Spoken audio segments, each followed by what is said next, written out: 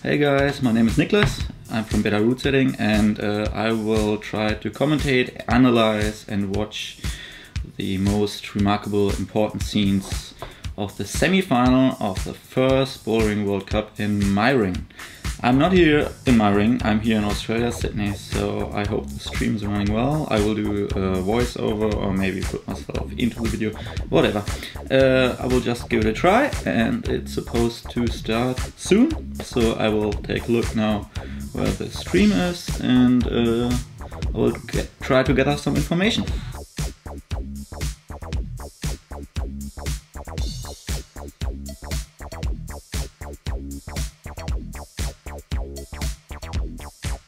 So in general, it was a really diverse competition set by Mark Dave, Manu Hassler, Laurent Laporte and maybe two more guys. I couldn't get any information from the IFSC homepage, so I think we have a really good ranking. It was really hard. What looks good on the wall, maybe it's not that good for variety, diversity, is only 2 hold companies and only 2 volume companies, cheetah and flat hold. So that's something what we should consider in general when it comes to the Olympics, like who's in favor of training conditions, stuff like this. Maybe we can take a look at it in the future. Maybe it's not really important, who knows. On the other hand, there were lots of new shapes no one ever climbed on before, so that's pretty good. And what I really liked as well was the light show. So there was a light show, even in semi-finals for every top. Makes it easy in the isolation zone to know about the ranking if you pay attention to it, but I think it's like this every time, so the light isn't the factor. What I didn't like was the bad live scoring. I didn't see any good live scoring on the stream, and for maybe 20 minutes there wasn't any audio for me. That's it. Let's start.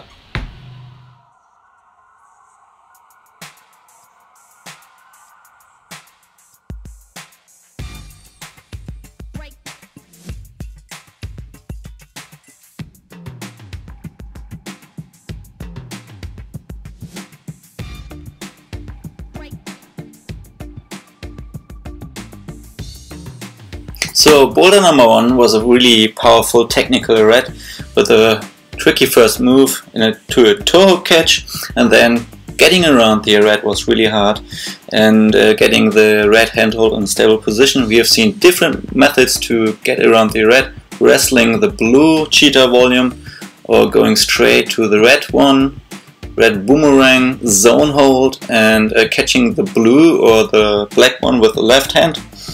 And after this there was a dead point move to the slot, which was a problem for some climbers, but not for all of them. So it was a really diverse and good block to start with. Not too many tops, by the way. The women started with a blue cheetah flat hold slab. The first section was only feet going onto the volume, and it was pretty hard because you had to commit and you had to be in the right body position, and there were only 2 sands, one by Janja Gabriel and one by Akio Noguchi. There it is, the air flag, which means pulling really hard on your left hand to get your left leg straight, so your right leg goes onto the wall to the right in a 90-degree angle. I didn't know the word air flag before, but that's what the MCs called it. It's just a committed move to get onto the volume. You have to get a little bit lower with your body weight and with your upper body to stretch your left leg. And I think we were able to see the masterclass of Akio Noguchi when it comes to slab climbing, to experience on standing on really bad smear footers and features, and I'm really excited to see what she has to offer in the finals, because the first 2 boulders she climbed them without any effort, without any commitment issues, and when we have seen like how all the other girls, which problems they had, it's really interesting to see the difference when it comes to technical climbing and the power level, which we will see later on as well. So let's go to the next block.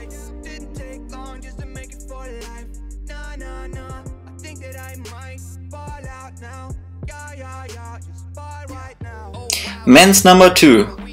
Powerful corner climb, tricky and bad footholds, yellow and black holds, looked really great, and it looked slightly length dependent, like you needed to have the right size, not too small because the shoulder move would be too far away otherwise, and not too tall, otherwise you were not able to climb the lower part. But maybe the taller people didn't find the right solution on the lower part, and maybe smaller people could have done it anyway different, I don't know. The only sand we've seen so far was by Jakob Schubert, I think in his second try, and it's a demonstration of his power, flexibility, and as well as his pinch strength at the top, because we've seen more climbers reaching the top hold but not being able to hold on to it. So we will see Jakob climbed all 3 overhanging or steep boulders but did not climb the slab.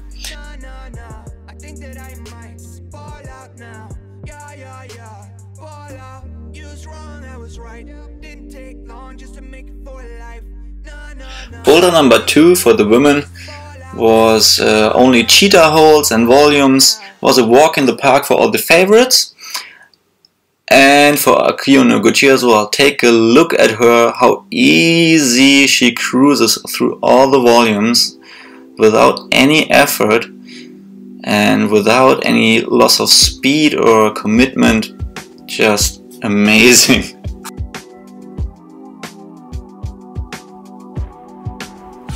Boulder number 3, Jakob made it really easy, it looked like a walk in a park, but for lots of other guys it looked really hard, and it had a tricky lower part. You could do it different ways, toehook first like Manu does it here, or with a flipping of the left hand, or just go straight to the banana, and then it was followed by a really hard crimpy upper section, and it looked easy, but even Jongwon Chon and Kokoro Fuji had lots of problems. Kokoro Fuji, he missed the top on boulder number 2 in a heartbreak, and then he got really emotional because he had to try a couple of times and he failed really close on boulder number 3 at all holds, and later on he climbed really easy at the slab number 4.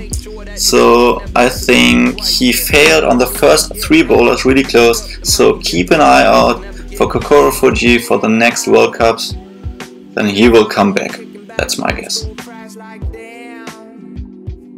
Boulder number 3 for the women was the hardest boulder of the whole women round. Janja Garnbret, Akio Noguchi, no one could do it, and then Sandra Lettner came, who wasn't able to climb boulder 1 and 2, but she had her foot on the left side, not underneath with the toehook, and then she made it possible, and she made it happen. She sent this block as the only woman out there, and she made it to the finals. Last boulder for the man, a slab, with tiny flat hold and cheetah screw-ons, and on the black volume, the screw-on is slippery. It doesn't have any friction at all, and the slab seemed to be a little bit length dependent in favor of smaller guys, but taller guys were also able to climb it, but they had a little bit some more problems. I think the most impressive climb of the taller guys was Kokoro Fuji, who pulled himself together after failing 3 climbs in a row, really close, and he climbed the slab in his first try, when I remember correctly, and he made it look effortless, really great. We've seen Jan Hoyer again with the difficulties on a slab, and a lot of people got very emotional on the slab as well, and that's where we can see that a slab as the last problem, when everything counts, when it's really important, is really great to get the speed and to dictate the pace how a climber has to climb the competition. The last move was the hardest, and we have seen different positions to hold on to it. Jungwon Chon, he crimped nothing, I don't know what he crimped, and another guy from Japan, sorry I don't know his name anymore, he was the only one able to stand on his right foot for the last position to hold on to the top hold. It looked really easy at the slab in the beginning because Alban Levier flashed it, came out, flashed it, Manuel Cornu climbed it in 3 tries, and I was like, ooh, that's maybe too easy, but lots of people missed the last hold, didn't even make the slab. So great setting all over, very diverse, very technical, very good to watch. I had a good time watching the semi-final for the boys. Oh, Jakob here. That's the only climb Jakob didn't send out of the semi-finals.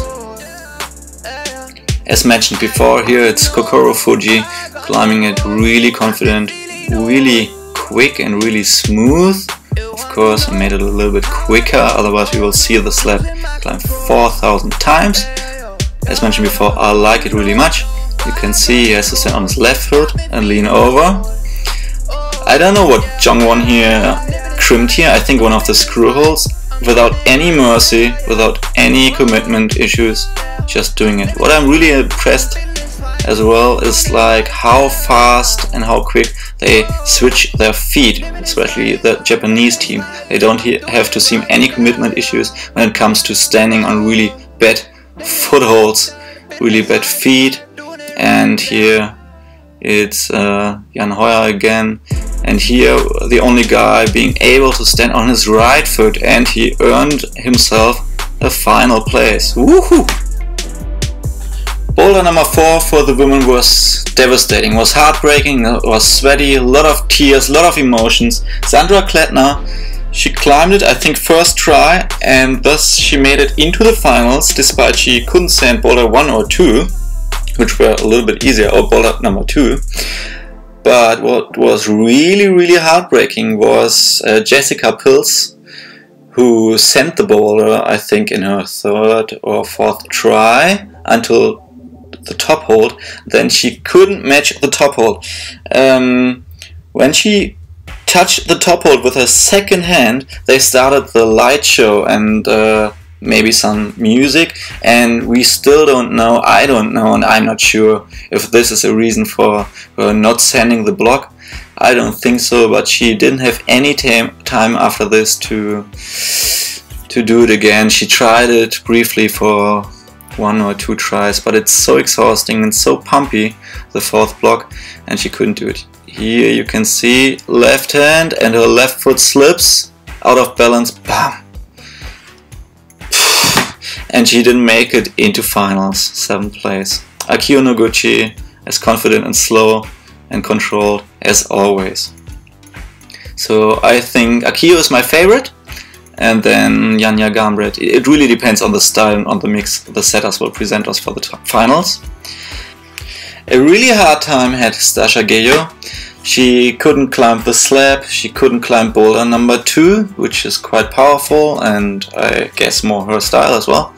She was really frustrated, showed a lot of emotions, maybe her skin was really bad. Boulder number 3, the hardest one, she couldn't send, and then at boulder number 4, the same thing happened to her like with Jessica. She climbed to the last hold and couldn't match it. She was struggling a lot and it was painful to see her. She had still the chance, I guess, to get into the finals, and yeah, didn't happen. I'm sorry. So I enjoyed the semi-final round really much. It was really diverse, different styles of climbing, different wall shapes, different climbing styles. And I'm really looking forward to the finals, and I think it was a really good answer of the route setters, answering the critique they received after the qualification round. I think it's really hard with the first World Cup of the season, and let's see what happens. The semi-final is promising. It was lots of emotions, lots of stuff, and we have a good final group of climbers. So let's see what happens.